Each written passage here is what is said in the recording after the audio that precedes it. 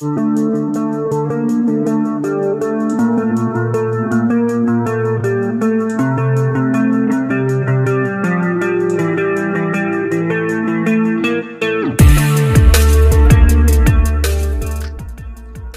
ini Kim Hwa-seng tampak khawatir setelah mendengar apa yang diucapkan Cui, dan ia tidak mengira ternyata selama ini Kyu Ling-yun telah mengawasi dirinya. Cui sendiri tidak terlalu merasa ini aneh karena menurutnya cepat atau lambat Kyu Ling-yun juga akan tahu akan tampang ini, dan hal ini tidak bisa dihindari. Namun meski Cui sudah mengatakan ini, Kim Hwa-seng masih merasa sedikit khawatir di hatinya, dan ia bertanya, jadi apa yang seharusnya dilakukan untuk saat ini? Cui pun memberi solusi. Saat ini yang bisa dilakukan adalah terus menambang batu spiritual dan jadi makin kuat, supaya tidak akan ada orang yang berani mencari masalah. Dengan mengatakan ini, Cui kemudian berinisiatif untuk tinggal selama 1 hari di tambang batu spiritual, dan ia berniat memasang formasi arai di tambang. Dan untuk selanjutnya, adegan pun berganti dan malam pun telah tiba. Dan saat ini terlihat dari arah pintu masuk tambang tampak cahaya terang bersinar. Tentu sinar cahaya ini berasal dari Cui, yang saat ini Cui tengah fokus dalam membuat semacam formasi arah yang diberi nama formasi kunci. Dan di dalam proses pembuatan formasi kunci ini, Cui saat ini terlihat dalam posisi melayang di udara dan kelihatan petir yang menyambar ke seluruh area. Di benak Cui sendiri, formasi kunci adalah formasi jebakan yang membuat setiap orang yang masuk ke dalam formasi ini akan terjebak dalam sebuah ilusi. Dan dengan adanya formasi kunci ini, Cui bisa memfokuskan dirinya dalam kultivasi menyerap aura batu spiritual dan tidak perlu khawatir akan gangguan orang lain. Dan untuk informasi, di bumi tempat Cui berada ada 5 tingkat kultivasi, yaitu Warrior, Martial Master, Great Martial Master, Martial General, dan Grand Master. Akan tetapi sayang sekali, energi spiritual di bumi saat ini sangatlah sedikit, sehingga orang yang berada di tingkat Grand Master sangatlah langka. Tapi meski begitu, dengan adanya batu spiritual kali ini, Cui tak perlu khawatir dengan peningkatan kultivasi miliknya. Karena saat ini setelah Cui menyerap beberapa batu spiritual yang ada di tambang batu spiritual ini, akhirnya Cui pun mampu menembus tingkat Martial General.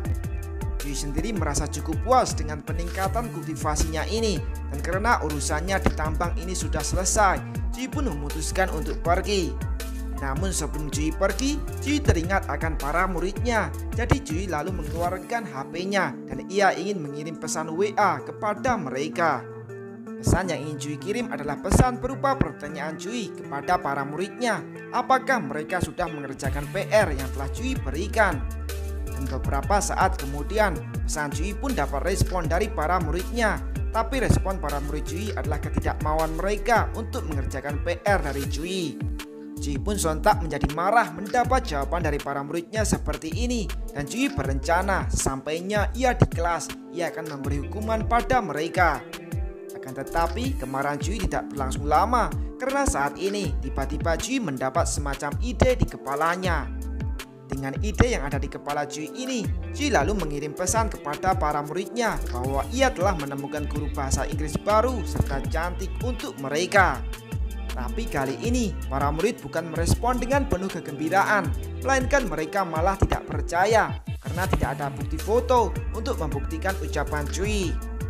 Cui sendiri yang masih mendapat respon negatif dari para muridnya seperti ini, ia menjadi tampak muram, berpikir apakah segitunya mereka tidak percaya pada guru mereka. Dan saat ini, di saat Cui tengah meratapi nasibnya yang tidak dipercayai oleh para muridnya, saat ini Lu Jie datang dan ia bertanya kenapa Cui terlihat kesal. Melihat Lu Jie datang, Cui bukannya menjawab Lu Jie, melainkan Cui lalu membuka aplikasi kamera di HP-nya dan Cui ingin mengambil foto Lu Jie.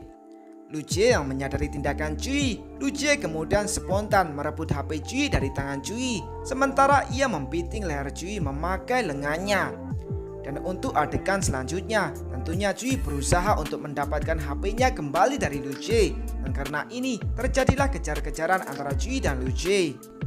Adegan pun kemudian berganti dan hari-hari telah berlalu. Saat ini Cui dan Lu Jie sudah kembali ke kota Jiujiang, dan hari ini Cui membawa Lu Jie ke sekolahnya. Namun sebelum Cui pergi ke sekolah, Cui menyarankan Lu Jie agar keduanya sarapan terlebih dahulu di toko depan. Dan kebetulan pemilik toko ini merupakan seorang emak-emak yang juga mengenal Cui. Jadi ketika emak-emak ini melihat Lu Jie, ia bertanya apakah Lu Jie ini pacar Cui. Cui dan Lu Jie pun sontak tampak malu mendengar ucapan emak-emak ini, dan Cui meminta emak-emak ini untuk tidak bicara sembarangan. Akan tetapi di saat Cui hendak membeli makanan, saat ini Cui menyadari ada dua bayangan hitam yang tampak berada di belakang Cui. Tentunya kedua bayangan hitam ini adalah Yanjing dan Yan Haojie. Dan saat keduanya melihat Cui sudah kembali, keduanya jadi senang dan langsung memeluk Cui. Cui sendiri tampak kesal dengan tingkah laku kedua muridnya ini, dan dengan tampolan yang sangat lembut penuh perhatian, Cui menampol kedua muridnya ini. Namun saat ini Cui yang tengah berurusan dengan kedua muridnya, tiba-tiba Cui menjadi terkejut karena ia tiba-tiba mendengar suara familiar yang memanggilnya. Suara ini ternyata berasal dari Qinran yang tengah menikmati makanan miliknya, dan sebenarnya dari awal Qinran sudah berada di toko ini dan lebih dulu dari Cui. Menyadari orang ini adalah Qinran, sontak Cui pun auto kena mental, dan dengan tampang merongos Cui tidak mengira ternyata Qinran juga ada di toko ini. Yan Haojie dan Yanjing yang melihat Cui terkejut. Keduanya lalu menjelaskan bahwa Qinran yang keduanya anggap sebagai istri Cui membawa keduanya ke toko ini. Cui sendiri tampak bingung ketika kedua muridnya ini menyebut Qinran sebagai istrinya, dan Cui tidak tahu maksud Yan Haojie dan Yanjing mengatakan hal ini. Tapi berbeda dengan Cui, Lu Jie yang juga dengar kedua murid Cui menyebut Qinran sebagai istri Cui. Saat ini Lu Jie pun spontan mematahkan sumpi di tangannya. Yanjing yang sadar ucapan Yan Haojie menyebabkan salah paham, ia lalu mencubit pipi Yan Haojie, berkata Qinran bukanlah istri Cui, tapi wanita yang baru datang adalah istri Cui yang sebenarnya. Yan Haojie sendiri tidak menganggap apa yang ia katakan salah, jadi ia berkata mungkin wanita yang datang dengan Cui ini mungkin adalah istri kedua Cui. Kali ini Cui tidak tahan lagi dengan ucapan kedua muridnya ini, dan Cui lalu menjewar kedua telinga muridnya, dan Cui dengan nada marah menyuruh keduanya untuk diam. Dan selanjutnya setelah Cui membereskan kedua muridnya, Cui pun kemudian menyapa Qinran, sementara Cui juga tersenyum manis ke arah Qinran. Dan Cui yang bertingkah seolah tidak terjadi apa-apa akan sebelumnya, Cui lalu berkata kebetulan sekali ia tidak mengira akan bertemu Qinran di sini. Qinran sendiri hanya merespon ucapan Cui dengan tatapan kekesalan di wajahnya, dan ia sudah terbiasa dengan sikap Cui yang seperti ini. Dan karena ini, Qinran kemudian mengubah raut wajahnya menjadi lebih santai, dan dengan tersenyum Qinran berkata ia juga tidak mengira akan bertemu Cui. Cui tiba-tiba terkejut setelah melihat perubahan raut wajah Qinran, dan Cui tidak tahu apa yang terjadi, dan Cui memiliki firasat buruk mengenai hal ini. Qinran sendiri tidak tahu akan firasat Cui, dan saat ini Qinran lalu melambaikan tangannya ke satu arah dan memperkenalkan dirinya ke orang yang datang dengan Cui. Orang yang dimaksud tentunya adalah Lu Jie, dan Lu Jie sendiri kemudian mengulurkan tangannya dan memberitahu Qinran ia adalah teman Cui sewaktu di tentara. Qinran pun menerima jabat tangan dari Lu Jie, dan keduanya saling menatap satu sama lain dengan tatapan penuh persaingan di antara keduanya. Dan untuk selanjutnya, setelah Qinran dan Lu Jie saling berkenalan, Lu Jie lalu mengatakan bahwa ia direkomendasikan Cui untuk menjadi guru bahasa Inggris di SMA ketiga. Qinran hanya menanggapi secara datar dengan informasi ini, dan ia kemudian mempertanyakan Cui apakah wanita ini guru bahasa Inggris yang Cui cari. Cui pun membenarkan hal ini, dan Cui mengatakan Lu Jie dulunya pernah menjadi penjaga keamanan PBB dan keahlian bahasa Inggrisnya sangatlah bagus.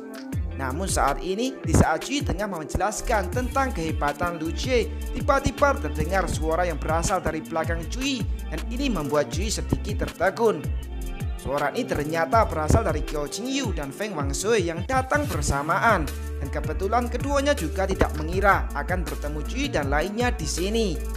Cui pun auto terkena mental sekali lagi, dan kali ini bagai terkena petir di siang bolong. Cui tidak habis pikir bagaimana bisa semua wanita ini berkumpul pada saat ini.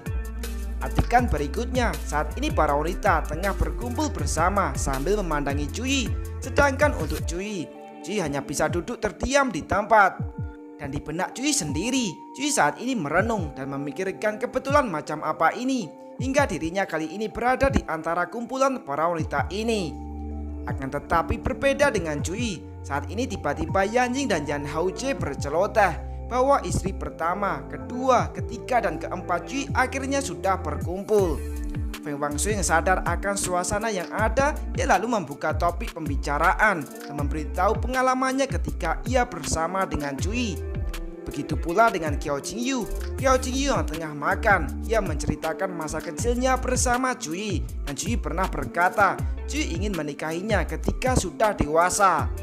Dan Qiao Qingyu juga masih ingat saat dimana ia diam-diam mencium pipi Cui, dan karena ini pipi Cui menjadi memerah karena malu. Namun saat ini berbeda dari semua wanita.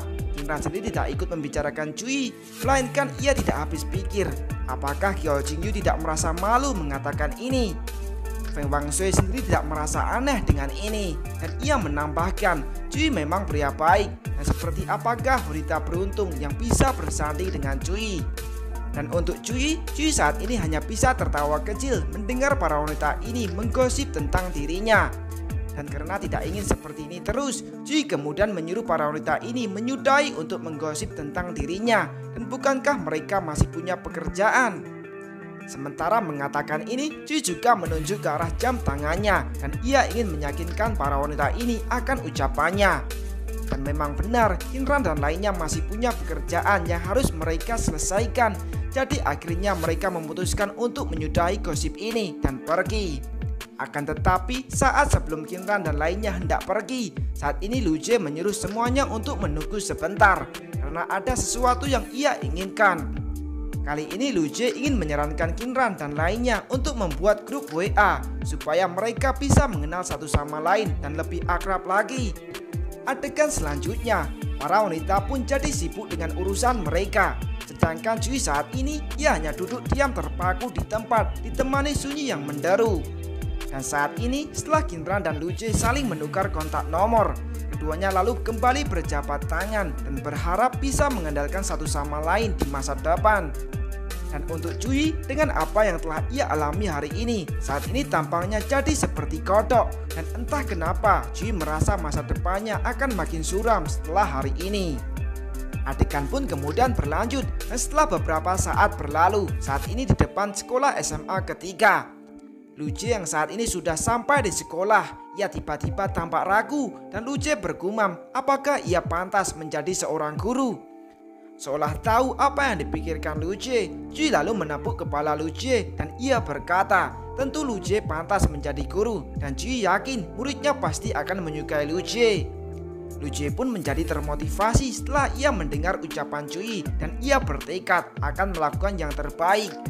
Dan dengan tekad Lu Jie seperti ini, Lu Jie pun akhirnya mengambil langkah pertamanya untuk menjadi guru, dan Lu Jie melangkah menuju ke kelas Cui berada. Dan sesampainya Lu Jie di kelas Cui, Lu Jie dengan senyuman ceria di wajahnya, ia lalu melambaikan tangannya dan menyapa semua murid di kelas. Namun saat Lu Jie memasuki kelas, apa yang Lu Jie jumpai bukanlah murid-murid yang sopan santun, rajin menabung, melainkan murid-murid yang suka party di kelas. Lu Jie pun sontak auto kena mental melihat situasi seperti ini, dan dengan tampang kurang aqua, Lu Jie tidak tahu harus mengatakan apa kepada para murid Cui ini. Cui yang mengerti apa yang dirasakan Lu Jie, ia pun menepuk pundak Lu Jie, dan ia lalu memperkenalkan Lu Jie dan berkata Lu Jie adalah guru bahasa Inggris baru mereka. Mendengar Cui, para murid Cui yang awalnya sedang party, mereka langsung mengalihkan perhatian mereka ke Lu Jie, dan mereka tampak senang dengan hal ini. Para murid Cui pun kemudian menghampiri Lu Jie, dan mereka menanyakan segala macam mengenai informasi seputar kehidupan Lu Jie. Lu Jie sendiri hanya tersenyum manis melihat tingkah laku para murid Cui ini, dan ia merenung apakah ini yang dinamakan masa muda. Dan saat ini Cui memberikan sebuah informasi. Lu Jie ini dulunya adalah seorang tentara, dan Lu Jie bertugas di pasukan penjaga perdamaian. Akan tetapi saat Cui mengatakan ini, tiba-tiba seorang murid perempuan menyuruh Cui untuk tidak bicara dan biarkan Lu Jie saja yang bicara. Adegan pun berlanjut. Saat ini Chen Yuyang bertanya kepada Lu Jie apakah Lu Jie memiliki sebuah hobi. Mendengar pertanyaan ini, Lu Jie tampak berpikir sejenak, dan Lu Jie memikirkan hobi apa yang dimiliki oleh dirinya. Ji pun yang melihat Lu Jie tidak tahu harus menjawab seperti apa. Ji kemudian memberikan sebatang tongkat kepada Lu Jie. Mendapat sebatang tongkat, Lu Jie pun tersenyum dan akhirnya ia tahu hobi apa yang ia miliki. Dan dengan senyuman kejam di bibir Lu Jie lalu dengan penuh kekuatan mematahkan batang tongkat memakai pahanya dan mengatakan hobinya adalah latihan. Sontak, semua murid pun tampak terkejut sekaligus tertegun melihat apa yang dilakukan Lu Jie, dan untuk sejenak mereka tidak tahu apa yang harus dikatakan. Cui kali ini tersenyum dan ia berpikir dengan Lu Jie di kelasnya, para murid pasti akan sadar apa itu martabat seorang guru yang tidak seharusnya dipermainkan oleh murid. Namun berbeda dari apa yang dipikirkan Cui, saat ini para murid bukannya takut dengan apa yang dilakukan Lu Jie, melainkan mereka jadi terpukau dengan aksi Lu Jie. Cui yang sadar akan kekeliruannya ini, ia pun tak kuasa menahan keterkejutan di wajahnya. Sampai-sampai Cui mangap dan menurutnya skenario ceritanya tidak seperti ini. Gu Feifei sendiri tak peduli akan keterkejutan Cui dan ia lalu menyuruh Cui pergi dan meminta Cui jangan mengganggu para murid untuk lebih akrab dengan Lu Jie. Mendapat pengusiran seperti ini, Cui pun tampak terdiam berdiri di depan pintu kelas dan Cui terlihat kesepian ditemani angin yang berhembus sekilas. Dan untuk adegan selanjutnya, karena tidak ada hal lain yang bisa Cui lakukan, Cui pun hanya bisa kembali ke ruangan guru. Dan saat ini, di saat Cui hendak mau duduk, saat ini dari arah belakang Cui tiba-tiba terdengar suara seseorang datang. Orang yang datang ternyata adalah Tan Yu, dan Tan Yu yang melihat Cui tampak sedikit depresi. Tan Yu pun membawakan sebuah minuman kepada Cui. Cui pun spontan berlinang air mata ketika ia melihat Tan Yu begitu perhatian kepadanya. Dan perhatian Tan Yu kepada Cui ini memang membuat Cui merasa lebih baik. Dan karena perhatian Tan Yu ini pula, Cui yang seperti bocil, ia lalu bergegas menuju Tan Yu dan ingin memeluk Tan Yu. Dan untuk Tan Yu, ia pun terkejut dengan Cui yang seperti ini. Adegan pun kemudian berganti dan waktu pun telah berlalu. Saat ini seusai sekolah, Cui memutuskan untuk pulang ke rumah. Sambil melangkah pergi, Cui pun merenung dan ia memikirkan rencana untuk kedepannya. Dan rencana Cui kali ini berhubungan dengan rencananya untuk membereskan Qiu Lingyun. Sementara memikirkan rencananya, Cui juga teringat dengan Lu Jie dan Cui tidak tahu kemana saat ini Lu Jie pergi. Namun di saat Cui tengah merenung, saat ini ponsel Cui tiba-tiba berbunyi dan Cui sepertinya mendapat panggilan masuk. Cui pun kemudian melihat siapa orang yang menghubunginya dan Cui melihat ternyata orang yang menghubunginya adalah Hulai. Cui sendiri tidak tahu kenapa Hulai menghubungi dirinya, jadi Cui lalu mengangkat panggilan telepon dari Hulai ini. Akan tetapi sesaat Cui mengangkat panggilan telepon, tiba-tiba Hulai dari balik ponsel berteriak dan hal ini sontak membuat Cui kaget. Cui pun menjadi tampak serius dan ia bertanya kepada Hulai apa yang terjadi, kenapa Hulai tiba-tiba berteriak.